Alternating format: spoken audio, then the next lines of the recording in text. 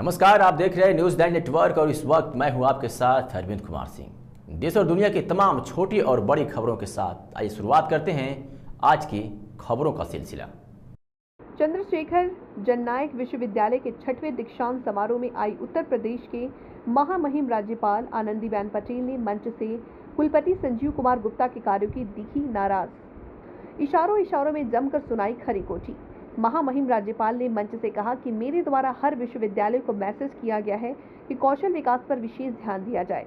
प्रधानमंत्री जी द्वारा कौशल विकास के माध्यम से सभी को आत्मनिर्भर बनाने के लिए 1.5 करोड़ का बजट बनाया गया है, लेकिन इस विषय पर बलिया यूनिवर्सिटी कोई विशेष खाका नहीं बनाई। इतना ही नहीं, वीसी द्वारा महामहिम के समक्ष विश्वविद्यालय के उत्तरोत्तर विकास की खींचे खाके को व्यक्त करते हुए नाराजगी व्यक्त करते दिखी। महामहिम इतना ही नहीं, कुलपति के वक्तव्य को प्रवचन बताई। साथ ही कहते हुए देखा गया कि जिन बच्चों से चित्रकला, पेंटिंग, कहानी और कविता की प्रतियोगिता आयोजित कराना चाहिए तो बुक्के लाकर दे दिए।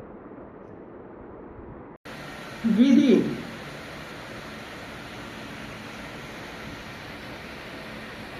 1 करोड़ पीएम उषा से आपको मिला।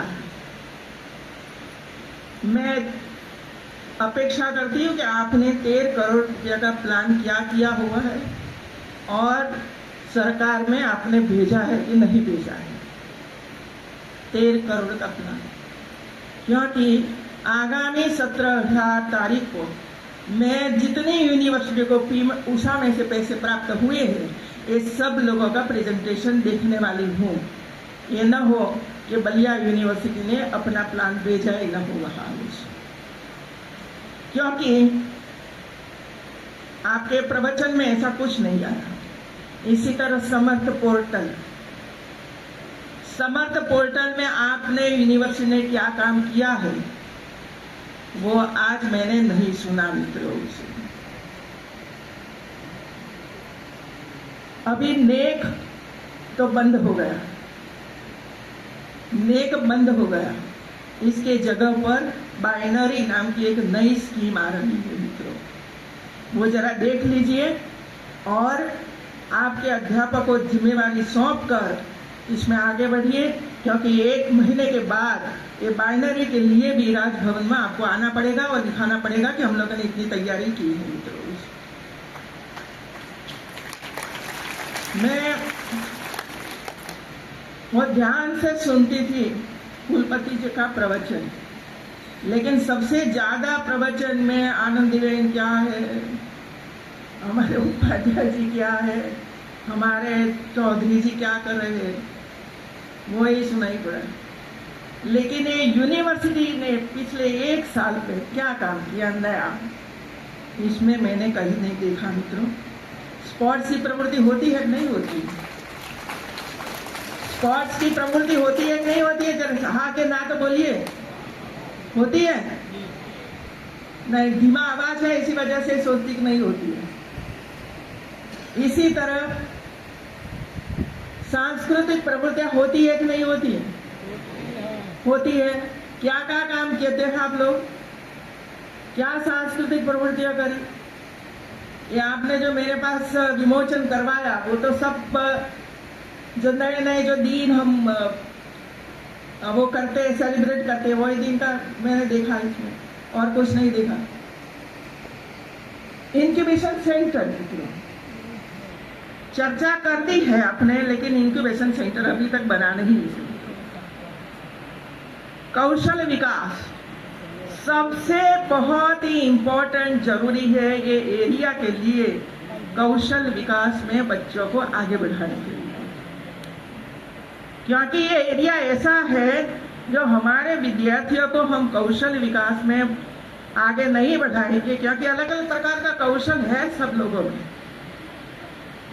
इसके लिए प्रयास करना पड़ेगा यूनिवर्सिटी में। और ये इस बार हमारे प्रधानमंत्री जी ने कौशल विकास के लिए एक स्टूडेंट्स को 7.5 लाख रुपया देने का प्रावधान बजट में किया है। यदि यूनिवर्सिटी ऐसा संकुल ही नहीं बनाएगी कौशल विकास के लिए तो स्टूडेंट को लाभ कैसे मिलेगा? 1.28 लाख करोड़ का बजट हायर एजुकेशन का है मित्रों, और अलग अलग डिपार्टमेंट का तो अलग अलग बजट है। आपको ये देखना पड़ेगा और प्रोजेक्ट तैयार करना पड़ेगा कि जो प्रोजेक्ट भारत सरकार में जाए और सैंक्शन हो, पैसा मिले और इसके लिए आप काम करें तो हमारे विद्यार्थियों को इसका लाभ प्राप्त हो। के लिए प्लान बनाइए मित्रों, कंप्यूटर लैब, प्लेसमेंट सेल, अलग अलग प्रकार की लैब विधि शुरू किया है आप लोगों ने। इसमें लैब है, बनी है, बनने जा रही है, क्या है इसका कोई उल्लेख नहीं हुआ। और 10 वर्ष का प्लान, आगामी 10 साल में ये यूनिवर्सिटी को आप किस तरह आगे बढ़ाओगे, ये साल में ये होगा, ये साल में ये होगा, ये साल में ये होगा, ऐसे करते करते यूनिवर्सिटी आगे बढ़ती है मित्रों। अब इधर हमारे पद्मश्री चौधरी जी आए, इतनी अच्छी अच्छी बातें बताई हम लोगों को। मिट्टी के बारे में उन्होंने बात बताई, लेकिन हम बैठे पानी है, कुछ आगे बढ़ते नहीं है। तो जितने भी पद्मश्री कृषि जगत में प्राप्त किया हो, ऐसे कृषि जगत के ऐसे होनहार हमारे संशोधकों, रिसर्चर को इकट्ठा करिए और सजेशन लीजिए उनके पास से कि भाई बताइए कि ये यूनिवर्सिटी और ये एरिया कृषि क्षेत्र में कैसे आगे बढ़ सकता है। उन्होंने ये भी बताया कि पहले ये होता था, हम उसको जीवित कर सकते हैं मित्रों, जीवित कर सकते हैं फिर से, लेकिन इसमें लैब करनी पड़ेगी, आपको कई प्रयास करना पड़ेगा तो ही जीवित होगा, बाकी तो नष्ट हो जाएगा आपका। तो एक काम ये यूनिवर्सिटी को करना है मित्रों, और करना चाहिए मित्रों। आपको जब भी बाइनरी में जाना है, या तो एनआरएफ में जाना है, या तो एशिया रैंक में भविष्य में जाना है, तो आपको कुछ न कुछ लेखन कार्य करना ही पड़ेगा मित्रों।